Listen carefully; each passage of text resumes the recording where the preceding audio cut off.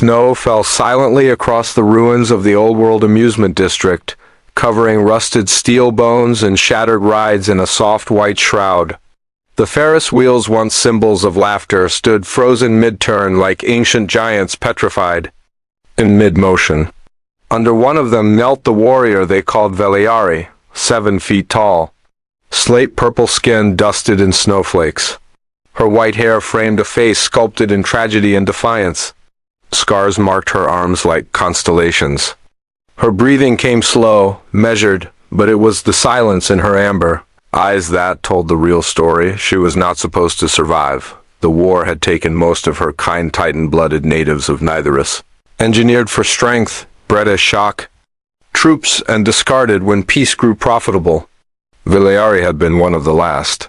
And when the off-world syndicates came hunting survivors, she'd chosen exile until she met him. The human knelt beside her now, hands bare despite the cold. Tan uniform clung to his lean frame, his face taut with concern and care. Dane Mercer, Scout Sergeant of the Earth Frontier Corps, a man sent to map the dead zones. Not fall in love, but war had changed both of them. You should be resting, Dane said gently, brushing melting snow from her shoulder. Veliari didn't look at him. You shouldn't be here. I'm stubborn like that. You're small, she said, voice low and harsh, almost accusatory. Weak, breakable, and yet I keep showing up. A flicker passed through her eyes, guilt or maybe confusion. I'm not built for this. Her hand gestured vaguely. Between them, for soft things, for mating. My body is too large, my cycle's too unstable. My creators made me for battle, not love, not breeding, you know that. He didn't flinch. They made you strong. They didn't make your soul. That belongs to you, she shook her head. You don't understand. I don't need to. I'm not here because I understand everything. He placed his hand on hers, swallowed in her sighs, but steady. I'm here because I chose you. The wind howled across the snowdrifts. Veliari's shoulders tensed. I'm a weapon, Dane. My bones are reinforced. My heart has 2 chambers. My blood runs hotter than yours. I was made to tear things apart, not to hold anything together. You held me when I was bleeding out, he reminded her. When the drones hit our dropship, you carried me across 12 kilometers of ice. You didn't let me die. She looked away.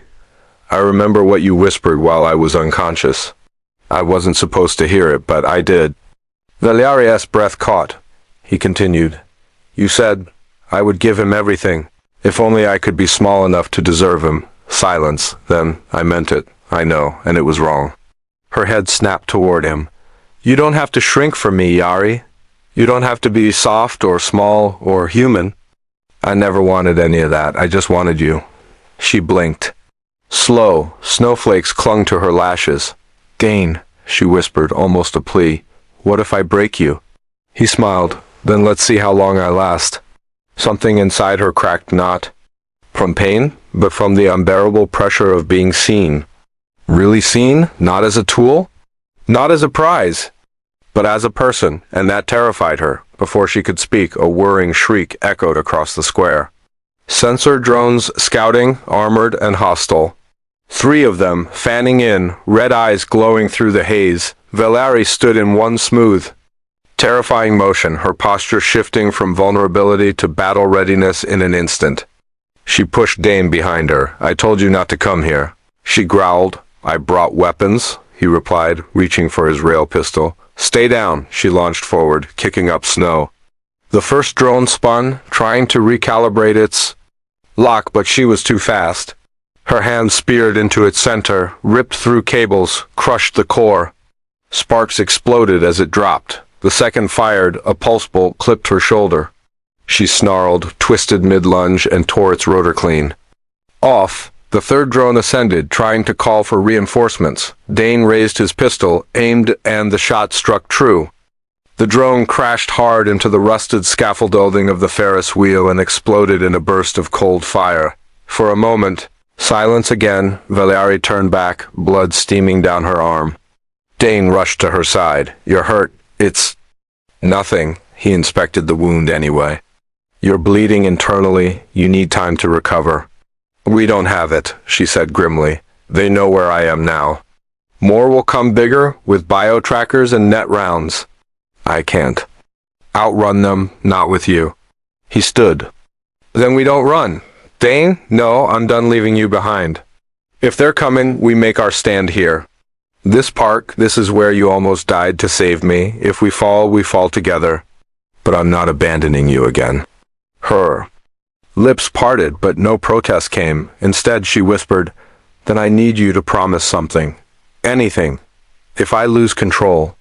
If they trigger my override implants. You stop me, he nodded. I promise. That night, they rigged traps from broken ride machinery, charged solar cells to power defense grids, and laid down a beacon coded to scramble syndicate trackers long enough for the data to reach Earth.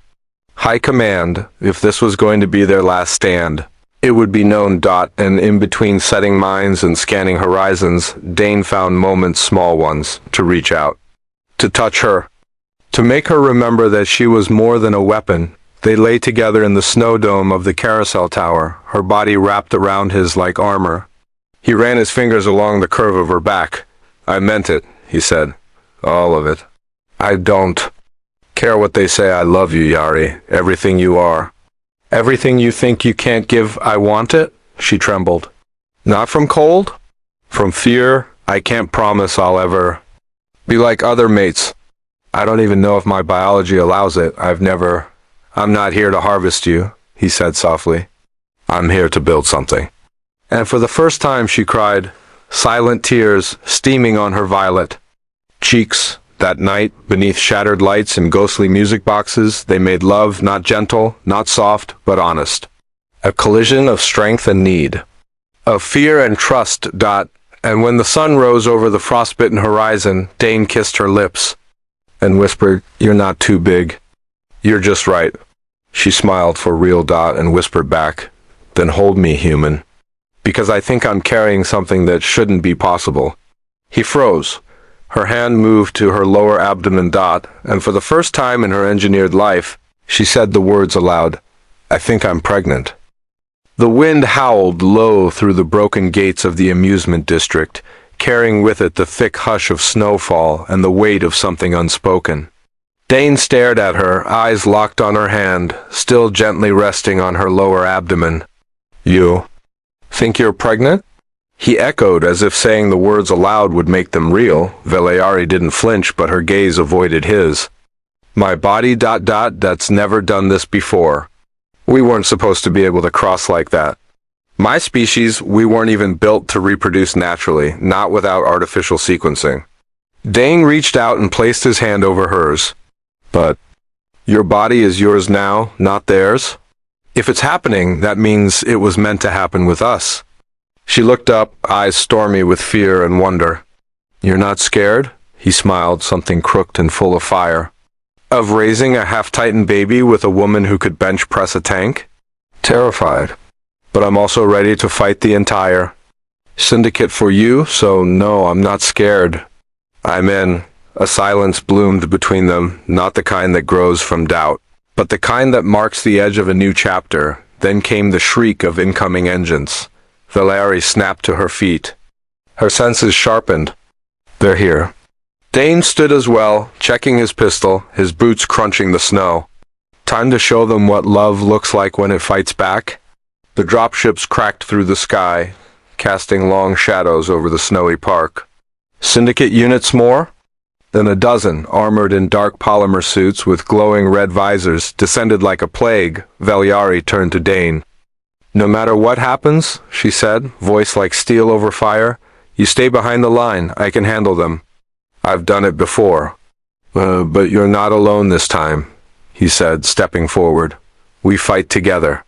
She gave him a look, half affection, half fury. Then don't die, human. The first explosion hit the carousel tower. Snow and iron screamed upward, shattering into the sky. Veliari leapt forward, a blur of purple and wrath, crashing into the syndicate's front line with terrifying force. She drove a knee into one soldier's chest plate, sending him careening into the support struts of the Ferris wheel. Two others tried to flank her. Dane clipped one in the knee with a rail shot, while she grabbed the other by the throat and Slammed him into the snow. Their coordination wasn't military. It was instinctive. Like gravity and flame dancing together, the Syndicate commander barked orders through static-laced cums. She's with the human. Target both. They surrounded the couple 6 squads with pulse blasters trained and ready, Valeria's fists clenched. Then suddenly she staggered. Dane caught her. Her breathing was off. Yari, what's wrong? She gritted her teeth. They're using sonic dissonance, a low-frequency pulse. It's targeting my neural implants. I can't. Her knees buckled. Snow hissed beneath her. Dane aimed at the mounted dish on one of the soldiers' backs. Pulled the trigger and the emitter exploded in a shower of sparks. Valiari gasped as the pressure lifted. Fury returning to her bones, she roared back to her feet, but the delay had cost them. A net round fired from the side, wrapping her torso in electrified mesh. She dropped to her knees again, twitching as volts surged through her nervous system.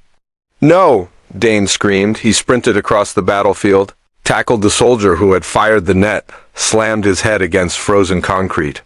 Then, with hands shaking and jaw tight, he tore through the net with his combat knife, the blade burning with charge. Valiari coughed smoke. Why are you still here? She whispered weakly. Because I love you. Because we have something growing. Inside you, something real, something worth surviving for. She looked up at him. You think we'll live through this? He smiled. Only one way to find out. Then he stood over her, shielding her with his body. He raised his voice, loud enough to carry over the snow-slick battlefield. You think you can? Take her from me? You think you can control her again? She's not your weapon anymore? The soldiers hesitated. He lifted his rail pistol. I'm not asking you to back off, I'm telling you. Then Valiari rose beside him, her body smoking but still strong. You had your chance, she growled. Eyes locked on the commander, they moved like a force of nature. Valiari in front, intercepting blades and blasts, and Dane at her back, marking and eliminating targets. The park turned into a graveyard of Syndicate botas and burned-out gear. Hours later, after the fighting stopped, and only the wind remained, they collapsed together beneath the broken spine of the Ferris wheel. Dane laid his head on her chest, his fingers tangled with hers. We won't survive the next wave without help, he murmured.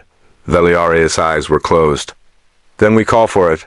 He triggered the long-range distress beacon. It flickered once, twice, and then connected.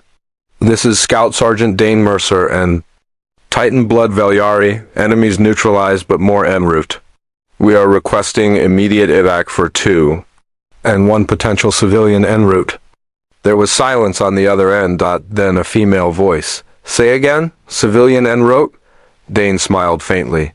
Yeah, she's not born yet, Static buzzed. Then, copy that. Extraction in 12 hours. He turned to Valiari. She looked peaceful, despite her injuries. You okay? I think I'm scared, she admitted. That makes 2 of us. Not of dying. I'm scared of hoping, he leaned in. Then let's be scared together.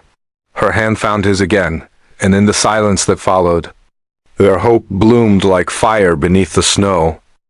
Dane's eyes cracked open just before dawn. Snow still drifted in lazy spirals from the gray sky, but the air smelled different, metallic, oily. He knew that scent. Dropship exhaust, he sat up slowly, every muscle in his body groaning. Across. From him, Valiari remained curled on her side, arms draped over her abdomen protectively.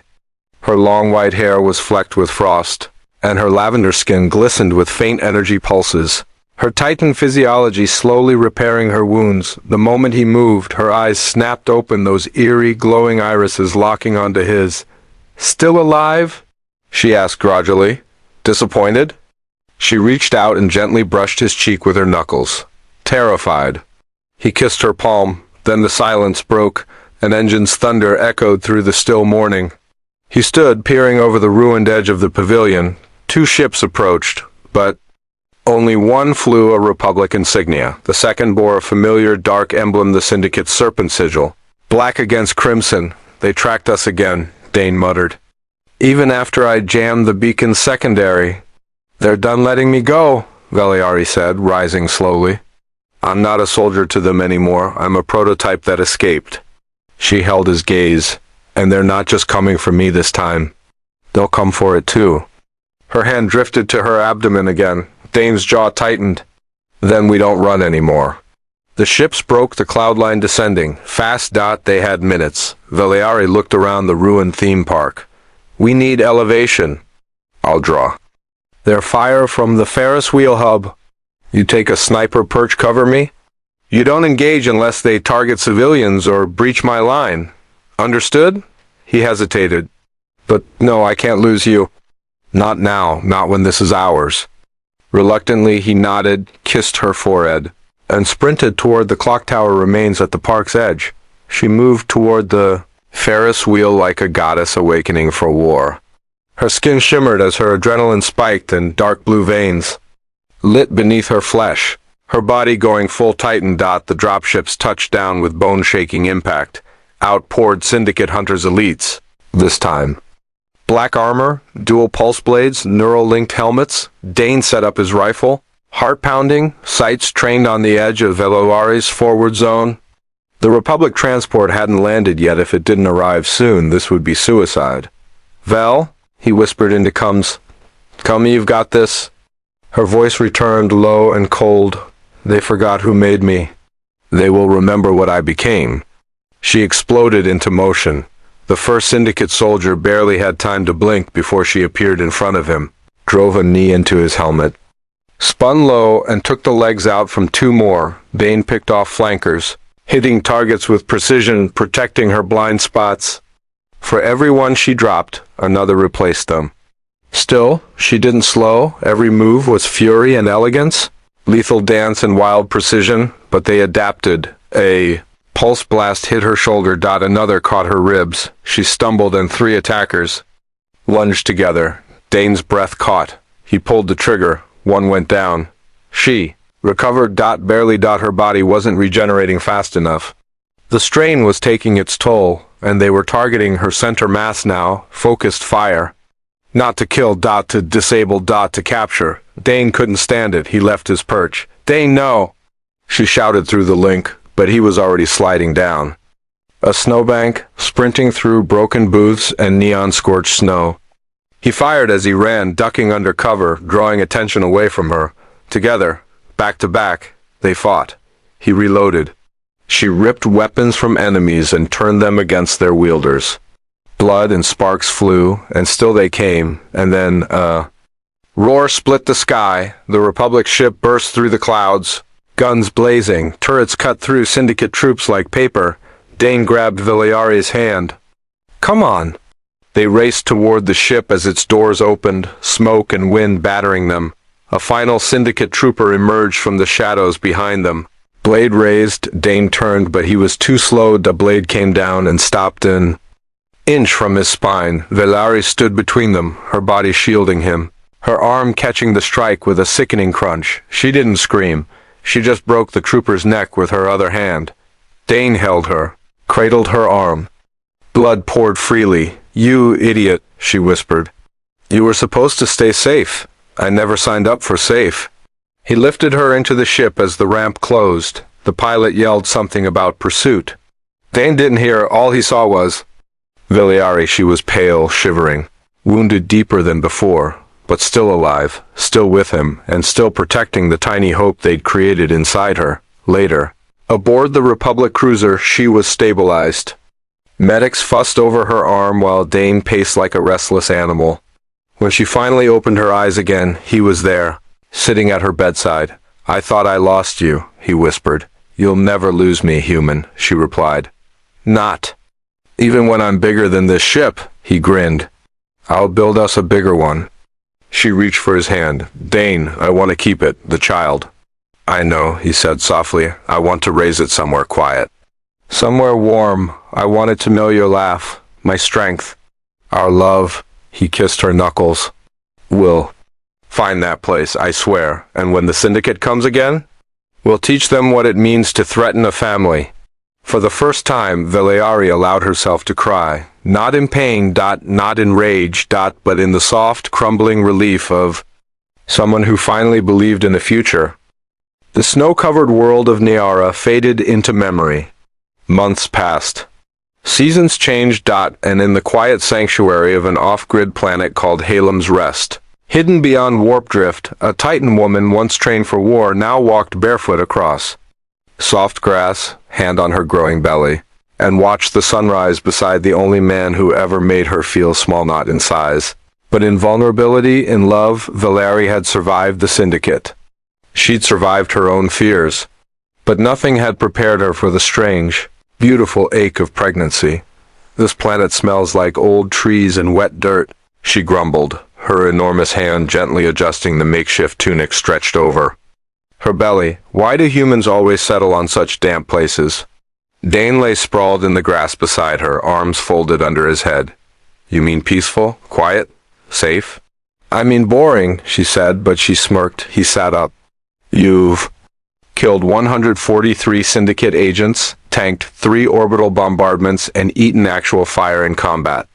If you're bored now, that means we're doing it right." She chuckled. "You're right. That's the terrifying part."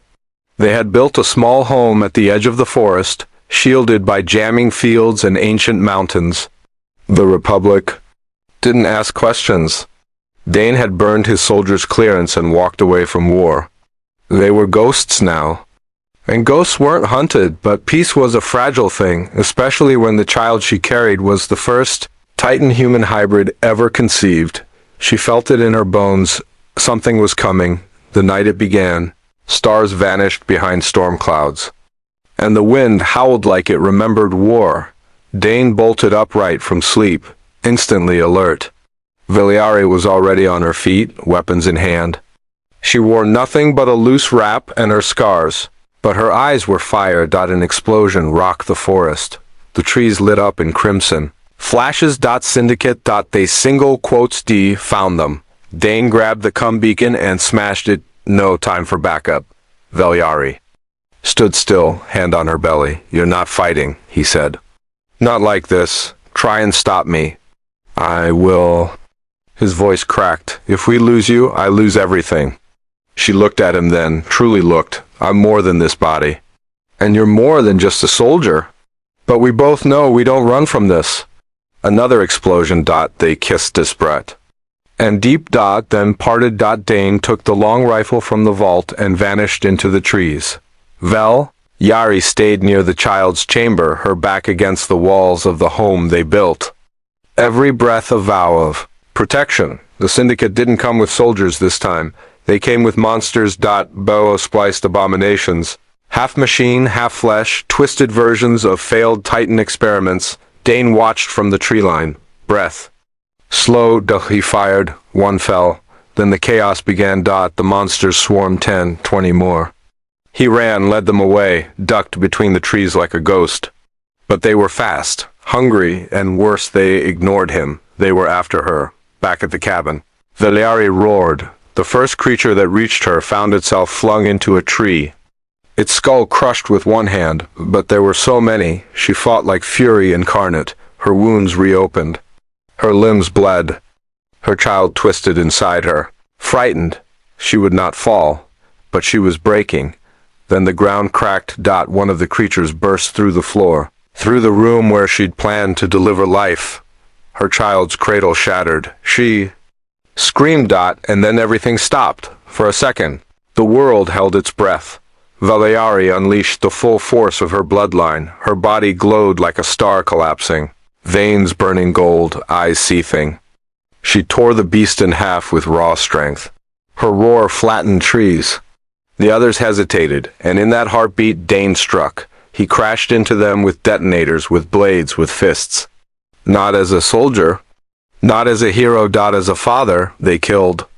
Together, side by side, covered in blood, shaking, breathless, and when the final monster fell and silence reigned again, she collapsed into his arms. He held her, whispered promises, and when the baby kicked, weak but alive, they both broke into tears.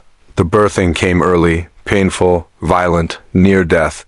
But Valeri did not scream. She roared. Hours passed, and at last, in the soft light of dawn, she held the child to her chest, a girl with pale violet skin, tiny pointed ears, and her father's eyes. Her name is Syrah. Dane whispered. She will never be a weapon, Liliari said. She will never be. Alone, he replied, and outside their home, as the world healed, a new sun rose over the snow-covered woods. She was too big, too dangerous, too alien. Not meant to love or be loved, but one human had seen her, not as a monster, not as a soldier, but as a woman. And with his love, she gave the stars something they'd never seen before. A future. Want more epic HFY? Sci-fi stories filled with raw romance, impossible battles, and alien heroines who defy the stars for love?